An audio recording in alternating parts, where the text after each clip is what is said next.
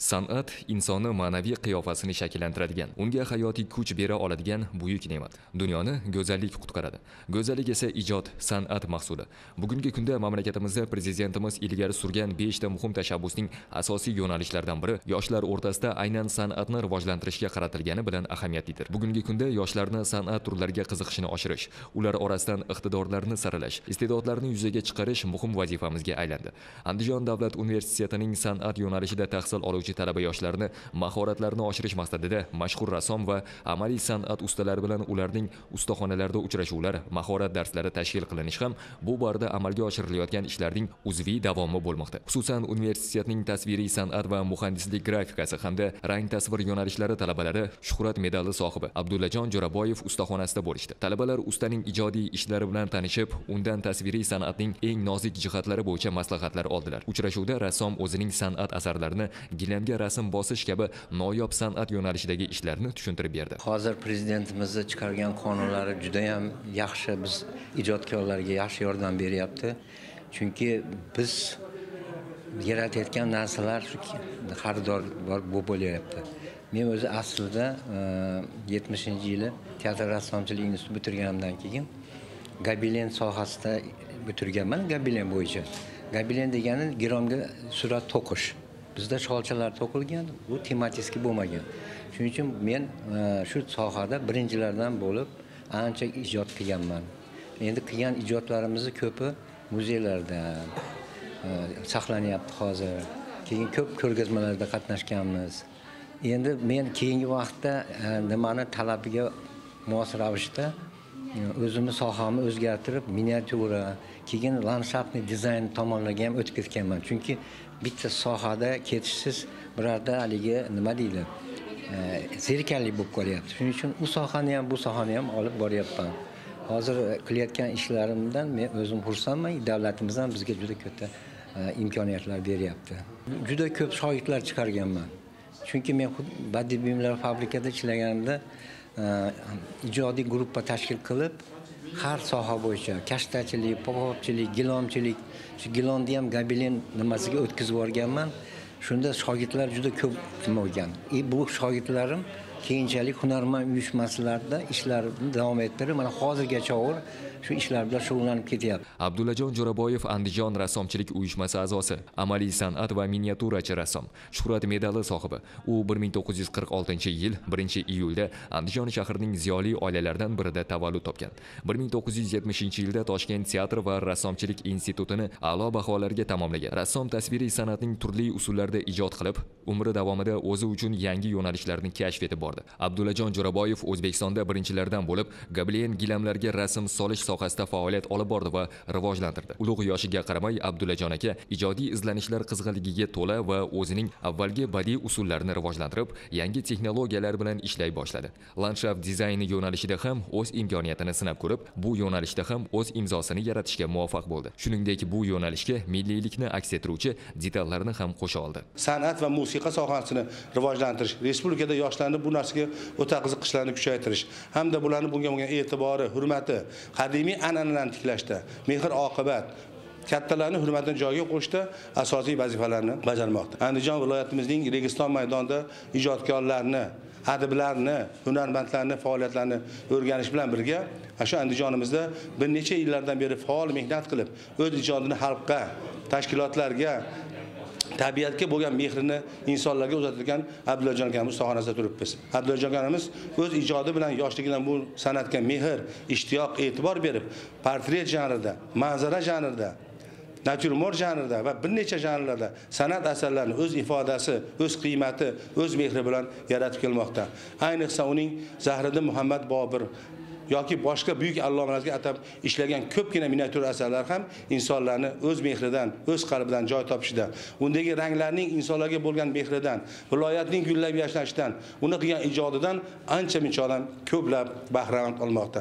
Ayniqsa Abdullajonning ishlagan portretlari, butun siymolari yoki u siymolarga sayqov berish ham bu narsaga katta ajoyib bir manzara hisobida namoyon bo'ladi.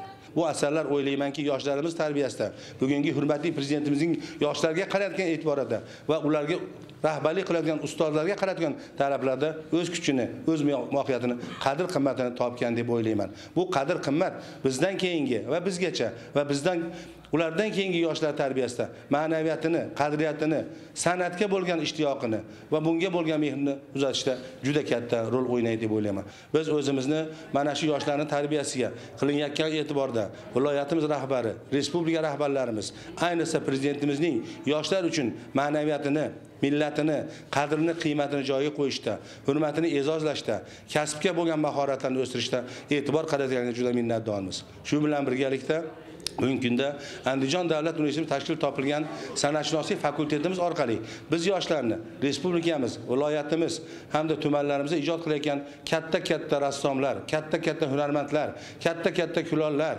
amaliy san'at, badiiy san'at ustalari bilan tanishtirib bormoqdamiz. Bugungi Andijon viloyatining Registon maydoniga ham tashrifimizda mana bir necha ijodkorlarni, ayniqsa Andijon viloyatimizning Registon maydonida tashkil qilingan katta san'at muzeyida bu narsaga asosan e'tibor qaratdik. Sababi bu yerda hurmatli O'zbekiston xalq rassomi Obidjon aka Bakirov, O'zbekiston xalq rassomi Nizomiddin Xoliqov va shunga o'xshagan buyuk insonlarning buyuk yoshlarga, millatga, millatni, qadrini, qiymatni bir-biriga qarata bilish va tarbiyalash qilgan asarlari bilan hamkorlikda ko'rishga sababchi bo'ldik. Iste'dodli rassom chizgan asarlari Toshkent Xalq amaliy san'at muzeyida, O'zbekiston tarixi muzeyida, Andijondagi Bobur nomidagi muzeyda, bir qancha chet mamlakatlarda, jumladan Yaponiya tasviriy san'at galereya muzeyida, Bolgariya va Amerika Qo'shma Shtatlarining bir qator muzeylarida saqlanadi. Uning ayniqsa Gablien san'atiga oid asarlari juda rang-barang, o'ziga xos. Bu usul mamlakatimizda kamyob usullardan hisoblanib, o'zining sermashaqqatliligi va o'z navbatida san'at shaydolariga o'ziga xos zavq berishi bilan ajralib turadi. Rassom ustaxonasidagi shu kabi san'at asarlarini ko'rarkansan, beixtiyor ularni inson qo'li bilan tayyorlanganligiga ishonging kelmaydi. Gilamlarda ranglarning turfa xil jilolanishi, undagi syujetning ma'nodorligi, falsafiy fikrlarni ifodalashi bilan o'ziga tortadi. Andijon davlat universiteti san'atshunoslik fakulteti tasviriy san'at va muhandislik grafikasining 2-bosqich talabasiman. Bu domlaning asosan birinchi boshlagan ishlari, ya'ni gilamga rasm solish ishlari asosan yoqdi. Qandaydir menga qiziqish uyg'otdi menda, hamda portret janrida ishlagan ishlari yoqdi. Ularni ishlarini tomosha qilgan holda ular haqida ma'lumotga ega bo'ldik va bu narsa bizga katta qiziqish uyg'otdi va shu yo'nalishga bo'lgan qiziqishimizni yanada orttirdi. Biz kelajakda mana shu soha bo'yicha yanada yetuk mutaxassis bo'lib, yoshlarga yetuk ta'lim berishga harakat qilishga niyat qildik. Men o'zimni juda ham baxtli deb bilaman, zero men boshqalar his qila olmaydigan tuyg'ularni his eta olaman. Bu nafaqat umumiy insoniy muammolar, bu yana dunyoyimizdagi barcha go'zalliklar, muhabbat, yaxshilik, rahmdillik. Men rassomman va men ko'p hodisa hamda jarayonlarni chuqur va o'tkir his etaman. Men bularning barchasini o'zimdan o'tkazaman va bu menga ijod qilish uchun turtki beradi, deydi Abdullajon Jo'raboyev. Abdullajon aka Yusupov tomonidan ishlangan ishlarni tomosha qildik, ko'rgazmalariga tashrif buyurdik. Bu yerdagi shu tanishtirib o'tdi, bu yerdagi asarlar bilan biz bu yerdan olgan taassurotlarimiz juda ham katta, chunki ishlarda tarixiy mavzular ham yoritilgan. Tarixda qanaqa jarayonlar bo'lgan, xuddi u yerga kirib qolgandek o'zimizni his qildik. Bu ko'pchilik talabalarda ko'p qiziqishlar, kelgan ijodga bo'lgan yana ham muhabbatimizni oshirdi.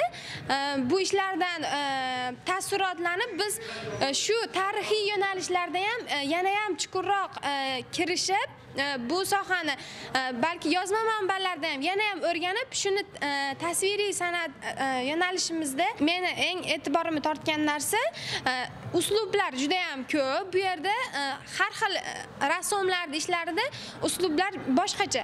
Abstrakt yo'nalishlari, portret yo'nalishlari, tarixiy janrlar bizni e'tiborimizni ko'proq tortdi.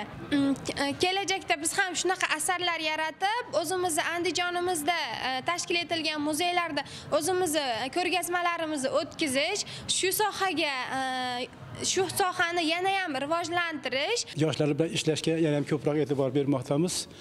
Mana bugungi kundagi mana Andijon davlat universiteti talabalari, bundan tashqari musiqa san'at maktablari o'quvchilari maxsus internet maktablaridan, umumta'lim maktablaridan juda ko'p yoshlar, o'quvchilar bu yerga keladi. Kelganda ular har biri bilan eng birinchi navbatda shu yoshlar uchun zaruriy bo'lgan madaniy merosimiz haqida, jome me'moriy obidasi, Andijon me'morchilik san'ati haqida va naqqoshlik, o'ymakorlik, yog'och o'ymakorligi, ularning ustalari haqida ularga ma'lumotlar beramiz. Shu bilan bir qatorda bu yerda tashkil qilingan mana tasviriy amaliy san'at galereyada turibmiz. Bu galereyada biz ko'rgazma tashkil qilganmiz bu yerda. Bu ko'rgazma hozirgi kunda yoshlarimizga birinchi navbatda shu sohada kelajagi san'atga bag'ishlagan yosh ijodkorlarni shu ijodiy mahoratini, qobiliyatini hamda tasviriy san'at haqidagi ijod nima, unga qanday kirib borish kerak, shunga o'xshagan savollarga demak bu yerga kelgan yoshlar albatta o'zi javob oladi hamda bugungi kunda respublikamiz miqyosida o'zining san'ati bilan qator ko'rgazmalarda, xalqaro ko'rgazmalarda, respublika ko'rgazmalarida ishtirok etayotgan ijodkorlarning ijod namunalarini o'zlariga qandaydir bir dastur amal qilgan holatda shulardan o'rnak olib, ijod qanday ekanligini, unga qanday yondosh kerak ekanligini albatta amaliy bir tasavvurga ega bo'ladi. Demak, o'sha o'quv yurtlarida olayotgan nazariy bilimlarga demak bu yerda amaliy javob olishadi. Uchrashuvning ikkinchi qismi Andijon davlat universitetida davom etdi. Prezidentimiz tashabbusi bilan alohida iqtidor talab etiladigan yo'nalishlarga ijodiy imtihonlar orqali talabalarni qabul qilinishining joriy etilishi sohaning taraqqiyoti uchun katta qadam bo'ldi deyishimiz mumkin. Andijon davlat universitetida tasviriy san'at va muhandislik grafikasi yo'nalishlariga qo'shimcha ravishda 2019-2020 o'quv yilida yangi rang tasvir, dastgohli hamda amaliy san'at yo'nalishlari ochilgan bo'lib, hozirda 40 dan ortiq talabalar ushbu yo'nalishlarda tahsil olmoqdalar. Bu yo'nalishdagi talabalarga darslarni sifatli tashkil etish maqsadida taniqli rassom va amaliy san'at ustalari taklif etildi. Abdullajon Jo'raboyev ham universitet talabalariga o'zining mahorat darslarini tashkil etib kelmoqda. Rassom bugun talabalarga goblen gilamga rasm solishning eng nozik jihatlarini, o'rganuvchilar uchun dastlabki ko'nikmalarni berdi. U talabalarni rasmdagi turli falsafiy mushohadalarga, rassomning olamidagi tutgan o'rni haqidagi fikrlarga, sir va mazmunlarni anglashga o'rgatishi lozim ekanini tushuntirdi. Muhtaram prezidentimizni muhim 5 ta tashabbusini ta'minlash maqsadida san'atshunoslik fakulteti joriy etildi bizda Andijon davlat universitetida. Rang tasvir dastgohli yo'nalishini talabalarning ish faoliyatini ko'rib turibsiz. Bularning san'atga qiziqishi, har bittasini o'zining ustida ishlashi, yaralayotgan san'at asari insonni lol qoldiradi. Har bir talabani qilayotgan ishiga tasanno aytgimiz keladi. Tasvirga olish ishlarini davom ettirar ekanmiz, bir qiziq holat ustidan chiqdik. Yosh o'qituvchilar va talabalar ustozlardan olgan bilim va ko'nikmalarni maktab yoshidagi mahalliy yoshlarga o'rgatmoqdalar. Ya'ni ustozdan olib o'z shogirdlariga bermoqdalar. Mahalla fuqarolar yig'ini raislarining bildirishicha, universitetning ushbu yo'nalishida mahalla fuqarolar yig'ini hududida joylashgan binoga kelganidan buyon mahalla yoshlarining bo'sh vaqtini samarali tashkil etish imkoniyati oshgan. Mahalla yoshlari maktabdan keyin universitetda tashkil etilgan bepul to'garaklarga kelib, o'qituvchilar va iqtidorli talabalardan musiqa va tasviriy san'at sirlarini o'rganmoqdalar. Bu ayni prezidentimiz tomonidan ilgari surilgan 5 ta muhim tashabbusning amaliy ifodasidir.